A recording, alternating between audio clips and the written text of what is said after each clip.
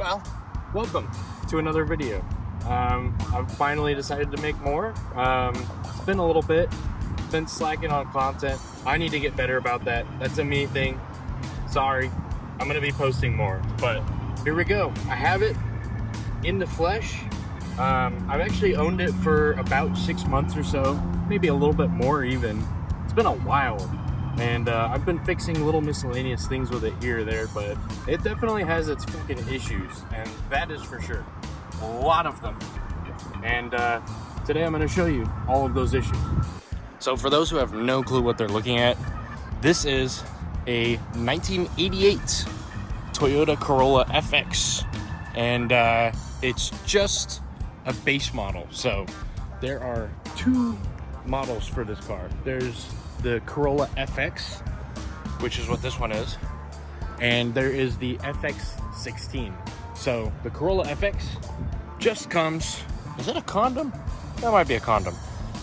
Corolla FX just comes with a 4AC engine under the hood.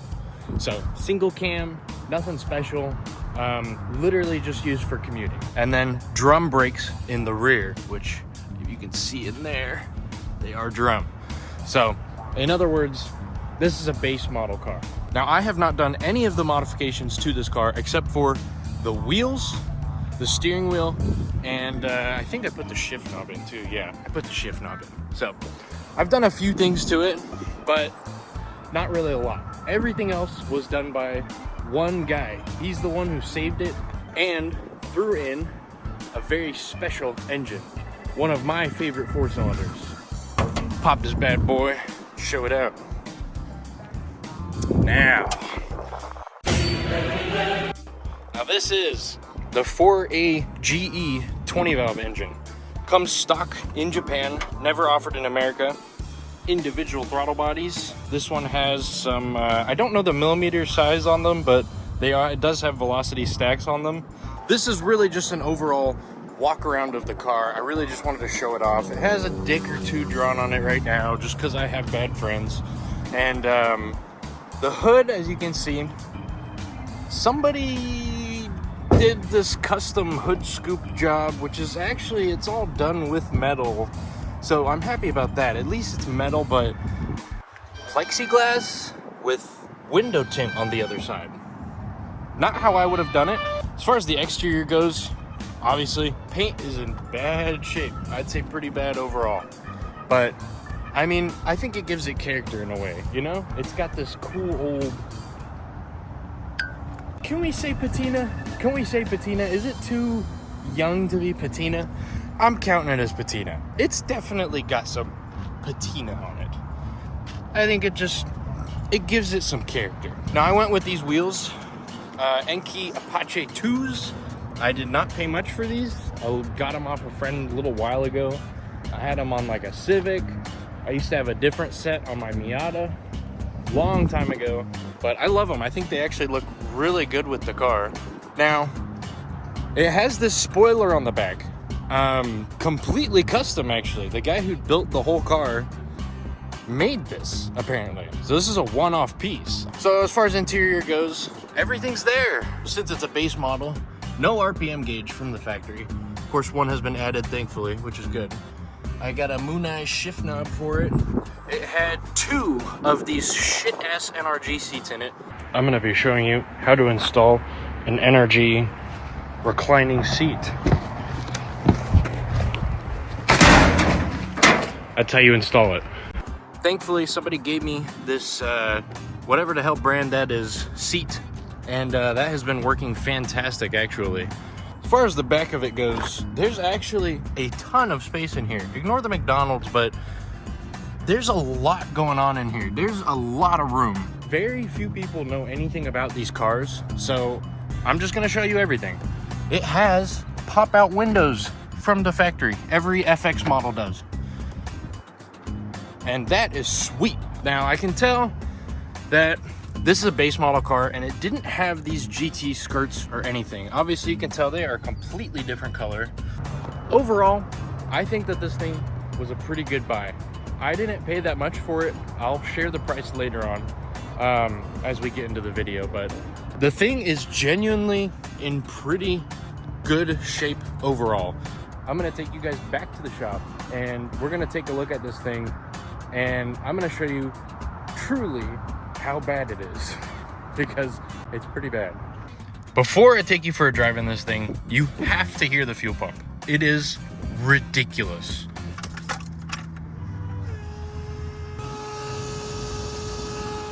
It's so loud. I honestly wish he put it somewhere else, but he decided to put it right there, right under the hood there. Nothing I can do about it.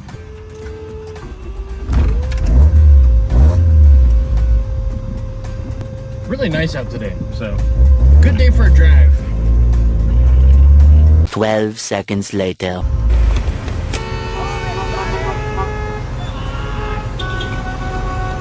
I think the worst time to go for a drive.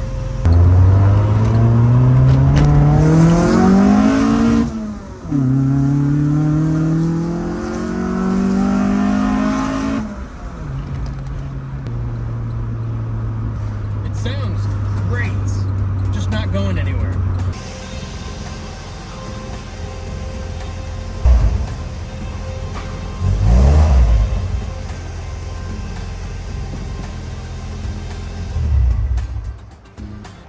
All right, so back at the shop, it's time to put it in the air and see just how fucked this thing really is.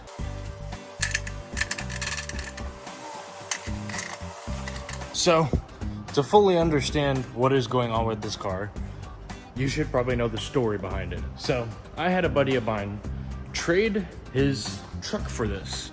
And I don't remember exactly what type of truck it was, but it was a truck. And it was pretty cool. It was awesome. It was running, driving, and everything. Slowly, something happened over the course of probably like 5 days after he got it. Got worse, got worse, got worse. Boom. Stopped running, wouldn't start, nothing. Would crank all day, just wouldn't start. So he was like, what the hell? I don't have time to deal with this. He ended up selling it to me.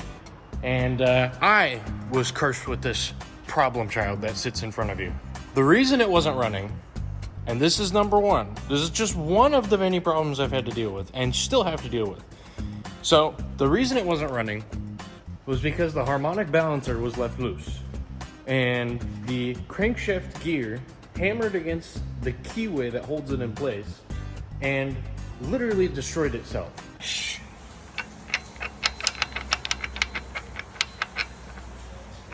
I had what some people were calling a variable crank gear. So that since then has been fixed. The only thing I had to do was put a new keyway and gear on it, thankfully. Nothing happened with the crank. The crank is fine. So that's how I got it running. The way I actually found that out was I went to go and do, because I had done compression tests, I had checked injectors and stuff. I had checked a bunch of different things. Everything was working. And went to do a leak down test where you put basically each piston at TDC and you make sure it can hold pressure without turning the motor over. And it kept just kicking the motor over and I wasn't sure why, and I was like, what the hell? So I kept kicking it over and I was like, I wonder if the timing is off, because from my POV, took this cover off, the cams were perfectly timed, and I was looking at the harmonic balancer, which wasn't damaged, so it was in perfect time. So I was like, oh, okay, it's perfect. No need to worry about it. But it was behind it, the crank gear, that had the issue. Thankfully, the silver top engine is a non-interference engine. The black top is an interference engine, so it would be donezo if it was a black top. So, fuck you, black top guys. I win. Came with this, it's got a fuel pressure gauge on it. Catch can, has an Optima battery in it. Here's the problem. This is an FX. Keep that in mind, not an FX16. So it comes with this really, really long gear trans. And so it is ridiculous. I have lost races to stuff that I should not be losing races to. I raced my buddy's AW11 MR2, which has the trans that they should have in it, and it has less horsepower. It doesn't have individual throttle bodies. It's just a 16 valve. A little bit bored out, but that's it. And it lost hilariously. I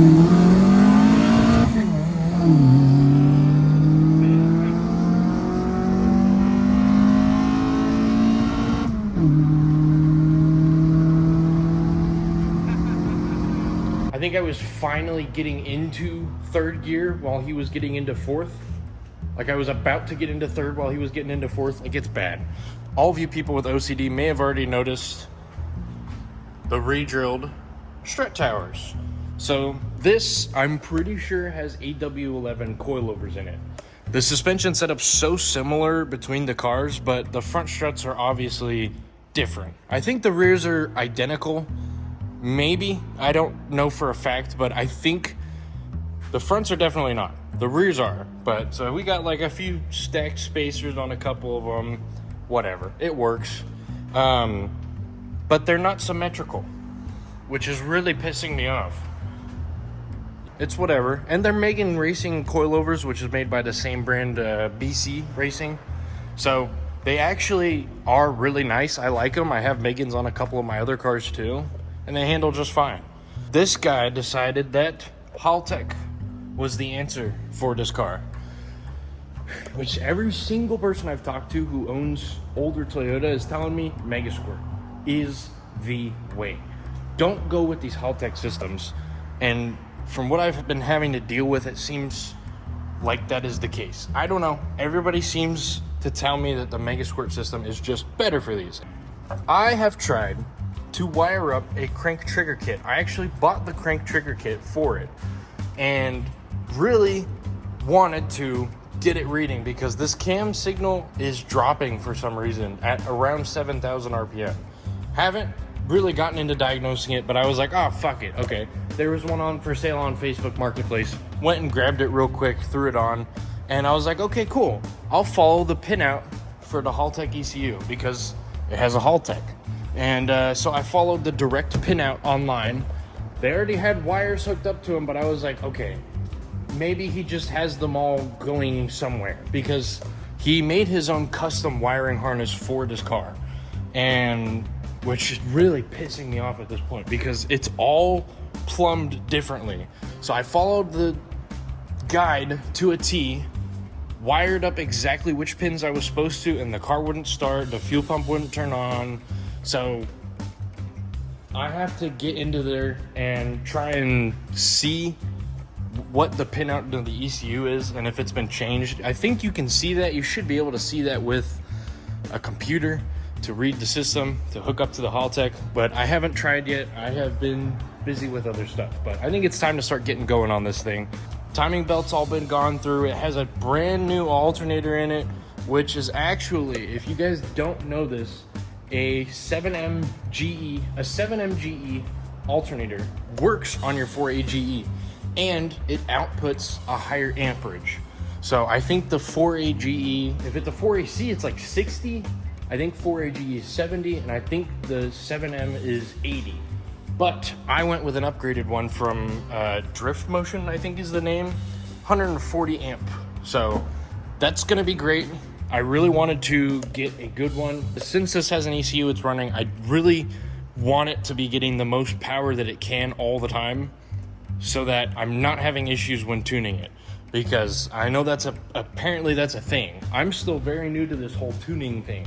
So I'm trying to just follow what other people have been telling me to do and guiding me in the right direction. So the guy painted the engine bay, just the engine bay, which I'm not complaining. I mean, it's okay, you know, it's pretty clean overall. There's some orange peel and stuff, and just stuff scratched it, so it's not in perfect condition anymore. But hey, the bay's painted. I guess while he had the engine out, he was like, fuck it, just paint it anyways, which makes sense. All right, now we're gonna put it up in the air, and I will show you all the other stuff. And it's mainly one thing underneath, big thing that's bugging me. Here we go. You can already see this subframe. I guess it's just a cross member is what it's called, but it's leaning. It's physically leaning. I've noticed it since I bought the car, and I was like, what the hell? Custom welds? More custom welds. Why?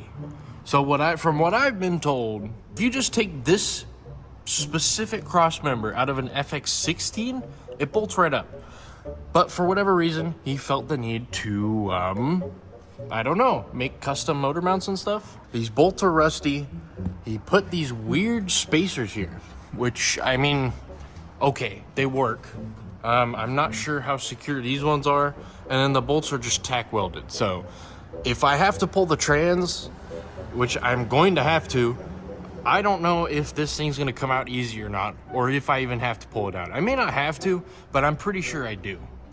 It has a leak from this axle seal because it's in backwards. This is my least favorite part. More bolts that are just tack welded, and then this is not even holding anything. This one is at least, but this one, no, it's not.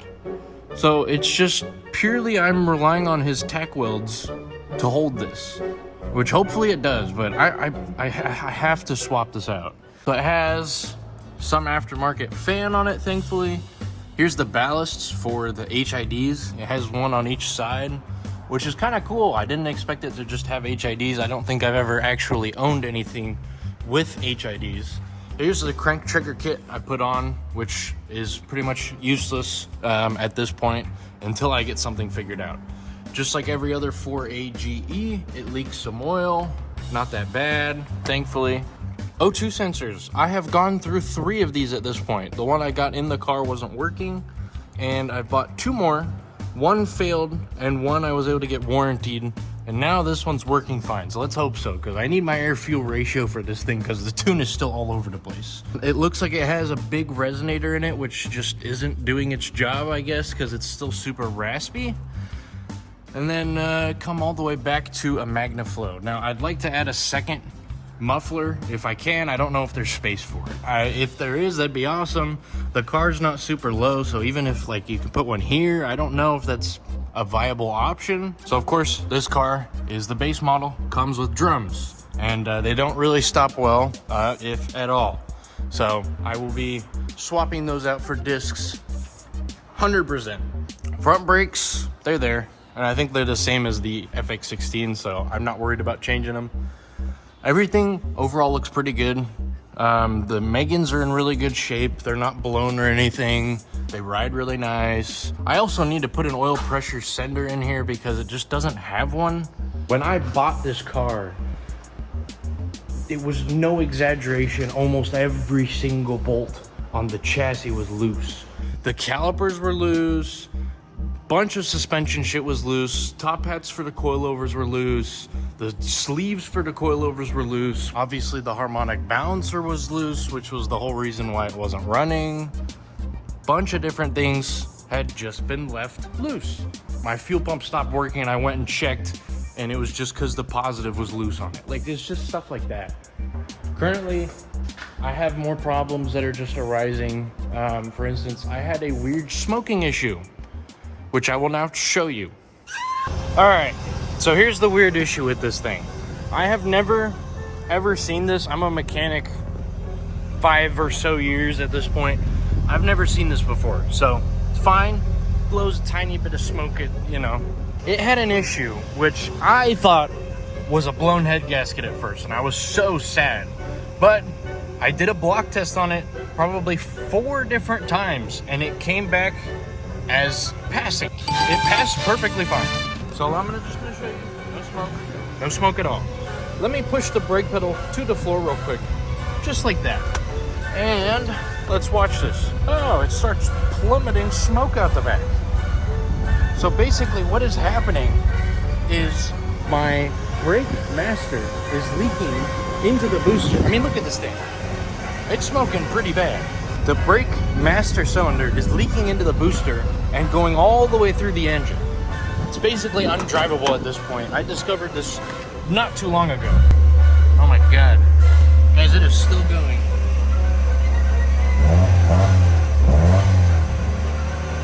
That was from me pushing the brake pedal to the floor 1 time. Basically undrivable. Oh my God, here goes this way. Yeah, anyways, that fucking sucks, but I don't have to put a new master cylinder in it. But regardless, the car overall is in good shape, and I'm stoked to have it. I'm a big fan of this generation. I think they're cool, and I think they're slept on, because everybody just gets an AE86 and they're paying out the ass in parts, while these they're not everywhere, but there are still a lot of them out there. And since nobody knows what they are and nobody has them, you can get parts pretty damn cheap for these things. So that's what I've been stoked about. Overall, I like this chassis so far. We're gonna see how it really does and put it to the test. I plan on turning this into my Canyon Runner car. I want to drive this thing fast. I want to have some fun with it and go around some corners at Mach 10, because I know it can do that, and I just got to get it set up right. It's got perfect engine for it too. Perfect. It'd be a shame if I didn't do anything fun with this engine. So now it's probably about time I tell you how much I paid for this. It could have been the engine. I took a big chance on it. I was pretty sure it wasn't the engine, but it was running really rough towards the end of it, and it sounded like there may be something internally that had gone bad. And so I said, hey, it's a big chance, but $3,000. And we agreed on that. And so I paid $3,000 for this car, 20 valve included, everything included, how it is pretty much. For me personally, I think that's a screaming deal. And I'm stoked to have it. I mean, it's gonna be a really fun project. Once I get it revving to 8,500 RPM or more, like it's supposed to, it'll be even more fun. When I get the trans in it that it's supposed to have, it's gonna be awesome. Get good tires, get better with it, get seat time with it, get good brakes on it. Needs a lot. Realistically, what would be ideal is if I can get an FX16 parts car for this, where I can get the transmission from it, I can get the brakes from it, I can get everything that I need from it that's bad with this car. Because I think the guy was kind of dumb for doing this to a base model car, but I understand. Maybe it was a sentimental thing, and it was like his grandma's car or something. I have no idea. I don't know much about the backstory other than he drove it for a good while. Well, thank you guys so much for watching. I really appreciate it. If you watched this far, please, if you liked it too, like the video and comment on it. Subscribe if you want to see more of this. I mean, I really won't know unless you do that. So thanks again, I appreciate it. If you watch till the end, please comment brake clean. That way I know you stayed till the end. See ya.